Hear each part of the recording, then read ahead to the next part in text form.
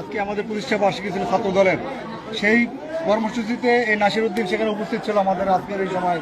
তো সেখান থেকে যখন তিনি বাড়ি ফিরতেছিলেন, সেই পথিমধ্যে তাকে এই ছাত্রলীগের গুন্ডা বাহিনী তাকে আক্রমণ করে তাকে কুপাইয়া তাকে সেই ঘটনাস্থলেই তাকে নিহত করে।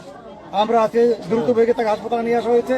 আমরা তাড়াতাড়ি যেখান থেকে আমরা খবর পেয়ে তাড়াতাড়ি আমরা হাসপাতালে ছুটেছি, এসে দেখি তিনি আর দুনিয়াতে নাই। আমি এবার ডাক্তারের সাথে কথা বললাম, তিনি বললেন যে ভাই আর বেঁচে নাই। আমরা অ্যাম্বুলেন্স ঠিক করছিলাম, আমরা তাড়াতাড়ি তাকে বরিশালের উদ্দেশ্যে আমরা নেওয়ার জন্য প্রস্তুতি নিয়েছিলাম, কিন্তু ডাক্তার বলতেছে যে সে আর বেঁচে নাই। অতএব আজকে আমরা এইভাবে ছাত্র দলের আওয়ামী আমলেও আমাদের আসাদুলকে হত্যা করেছে, আমরা সেই দোয়া করাইছি আজকে পার্টি অফিসে। আবার আজকেই এই দিনে আমাদের আরেক ভাই এই নাসির উদ্দিনকে হত্যা করলো। অতএব যারা হত্যা করছে এদেরকে আমরা অনতিবিলম্বে গ্রেপ্তার করে বিচারের আওতায় আনার জন্য জোর দাবি জানাচ্ছি।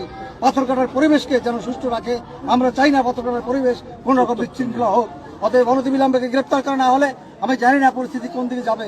আমি পুলিশ প্রশাসনকে অনুরোধ করবো এবং তাদেরকে অনতিবিলম্বে বলবো যে করেই হোক এই আসামিকে গ্রেপ্তার করতে হবে এবং বিচারের আওতায় আনতে হবে।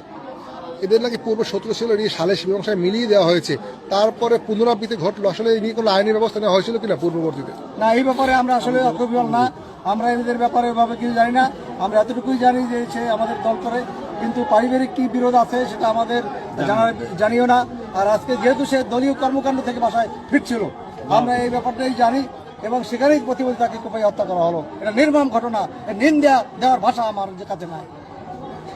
আমি ঘটনার তীব্র নিন্দা এবং প্রতিবাদ জানাই এবং অনতিবিলম্বে গ্রেপ্তার করা হোক, তা না হলে পাথরের পরিবেশ যে কোনো সময় অস্থির হয়ে যেতে পারে।